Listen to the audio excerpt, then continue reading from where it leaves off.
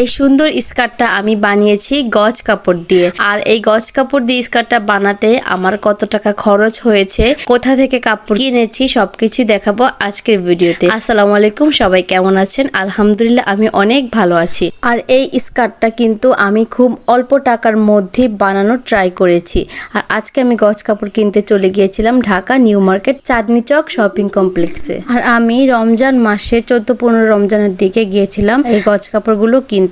চাঁদনি চকে আসলে আপনি আপনার মন মতো পছন্দ মতো বাজেটের মধ্যেই গজ কাপড় পেয়ে যাবেন। দেখতে দেখতে এক এক করে প্রতিটা দোকান খুলছিল আর সুন্দর সুন্দর গজ কাপড়ের ভান্ডার দেখছিলাম। প্রতিটা দোকানেই ছিল সব সুন্দর সুন্দর নতুন নতুন মডেলের গজ কাপড়। আর এই গজ কাপড়গুলো একটা থেকে একটা সুন্দর, আর দামটাও ছিল মোটামুটি রিজনেবলের মধ্যে। আর যেগুলো একটু বেশি সুন্দর, বেশি হাই কোয়ালিটি, ওগুলোর দামটা একটু বেশি হলেও কাপড় অনেক ভালো ছিল। এক এক করে দোকান খুলছিল আর দোকানের দিকে তাকাচ্ছিলাম আর মনে হচ্ছিল চোখটা যেন জুড়িয়েই গেল। আর এখানকার এই গজ কাপড়ের প্রাইস চাচ্ছিল 500 থেকে 600 টাকার মধ্যে। তারপর একটা দোকানে চলে গিয়েছিলাম, এই গজ কাপড়গুলো দেখতে অনেক সুন্দর ছিল। এগুলোর প্রাইস ছিল 300 থেকে 400 টাকার মধ্যে। আর আমরা আজকে একদমই সকাল সকাল চলে গিয়েছিলাম নিউ মার্কেট চাঁদনি চকে। আর এসেই দেখছি সবাই মাত্রই দোকানটা খুলছে। আর দেখুন ডলারের ওয়ার্ক করা গজ কাপড়। এই গজ কাপড়ের প্রাইস ছিল 400 টাকা গজ, কিন্তু আপনারা দামাদামি করে 300 টাকার মধ্যেই নিয়ে আসতে পারবেন। আর আমি দোকানটার মধ্যে প্রবেশ করে আরো সুন্দর সুন্দর কিছু গজ কাপড় দেখেছিলাম। আর এখানে কোনো ভিড়ই ছিল না সকাল সকাল যাওয়ার কারণে। আর তারপর আরেকটা দোকানে চলে গেলাম, এই দোকানটাও মাত্র ওপেন করেছে আর আমি ছিলাম এই দোকানের ফার্স্ট কাস্টমার। নতুন মডেলের লাগছিল আর অনেক ভালো কোয়ালিটিটা, অনেক ভালো ছিল, কিন্তু উনি বলছিল এগুলোর দাম ছিল 1,500 থেকে 2,000 টাকার মধ্যে। তার জন্য আমি আর নিতে পারলাম না। কিন্তু এই দোকানের প্রতিটা কাপড়ই অনেক সুন্দর ছিল। দেখুন নেটের মধ্যে সিকুয়েন্স করা, তারপর হচ্ছে নেটের মধ্যে এমব্রয়ডারি করা, পালের ওয়ার্ক করা, অনেক সুন্দর ছিল। খুঁজতে খুঁজতে আমি সারামনির জন্য একটা ফ্রকের কাপড় পেয়ে যাই। আর এই কাপড়টা ব্ল্যাকের মধ্যে এরকম শেড করা ছিল। আর কাপড়টা আমি সারামনির জন্য নিয়ে নিয়েছিলাম 1.5 গজ, আর যেটার প্রাইস নিয়েছে আমার কাছ থেকে 300 টাকার মতো। আর এই ফাঁকে আমি আমার জন্য আরো কিছু কাপড় দেখছিলাম, কিন্তু এখানে ভালো লাগেনি। আর আমি চেয়েছিলাম যে নিচের স্কার্ট যেটা বানাবো সেটা হবে একটু সিম্পলের মধ্যে, আর উপরে যে টপসটা সেই টপসটা হবে একটু গর্জিয়াস। এরপর এখান থেকে আমি টপসের কাপড়টা নিয়ে নিচ্ছি, যেটা কিনা আমার কাছ থেকে 750 প্লাস রেখেছে। তো টোটাল আমার 1.5 গজ কাপড় লেগেছে। 1.5 গজ কাপড়ের প্রাইস রেখেছে উনি 1300 টাকা প্লাস। আর উনি বলছে এখানে ভিডিও করা যাবে না, তার জন্য আর ভিডিও স্কিপ নিতেও পারলাম না।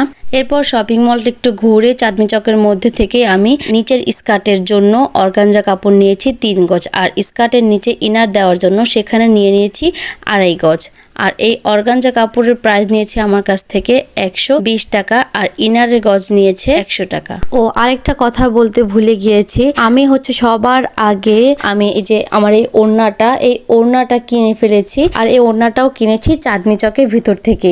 আপনারা একটু ঘোরাঘুরি করে দামাদামি করে হচ্ছে সবকিছু কিনবেন, তাহলেই দেখবেন আপনাদের মন মতো পছন্দ মতো সব পেয়ে যাবেন। আর এই তো কেনাকাটা শেষ, এখন শুধু সেলাই করার পালা। আর এই গজ কাপড়গুলো কিনতে আমার টোটাল খরচ হয়েছে 1735 টাকা। আর এই দোপাট্টাটা নিয়েছি আমি 450 টাকা। ওনারা তো 500 টাকার কমে দেবেই না, আমি অনেক জোরাজোরি করে 450 টাকা দিয়ে এটা নিয়ে নিয়েছি। আর এখন বলি মজুরির কথা। এই টোটাল স্কার্টটা আমার মজুরি পড়েছে 1200 টাকার মতো।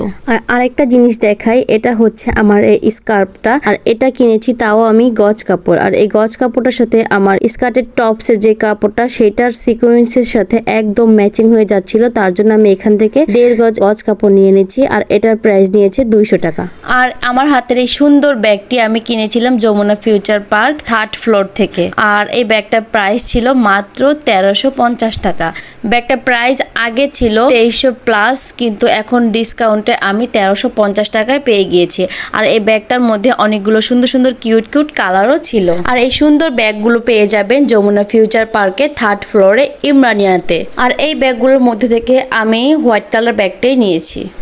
ভালো লাগে অবশ্যই কমেন্টে জানিয়ে দিবেন। আর আমার ভিডিওটা যদি ভালো লেগে থাকে প্লিজ সাবস্ক্রাইব করে রাখবেন, কারণ নেক্সট ভিডিও আপলোড করার সাথে সাথে আপনারা পেয়ে যাবেন এবং সুন্দর সুন্দর ভিডিও দেখতে পারবেন। আর এই তো দেখতে দেখতে আমি বাইরের দিকে চলে এসেছি। বাইরে এসে এই জুতাগুলি দেখছিলাম যে কোনটা ভালো লাগে স্লিপারের মধ্যে। এগুলো এমনি দেখছিলাম, দেখে এ পাশ থেকে ওই পাশ, গাউসিয়া থেকে নিউ মার্কেট থেকে চাঁদনি চক, সব জায়গায় ঘোরাঘুরি করছিলাম। দেখুন জুতাগুলো অনেক সুন্দর ছিল।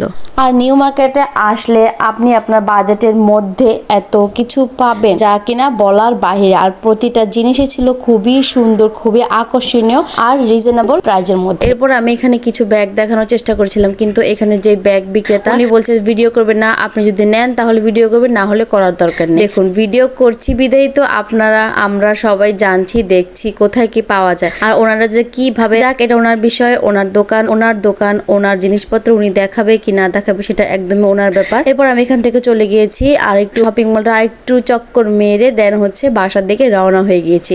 আর প্লিজ সবাই কিন্তু সাবস্ক্রাইব করে দিবেন। ভালো থাকবেন, সুস্থ থাকবেন, আল্লাহ হাফেজ।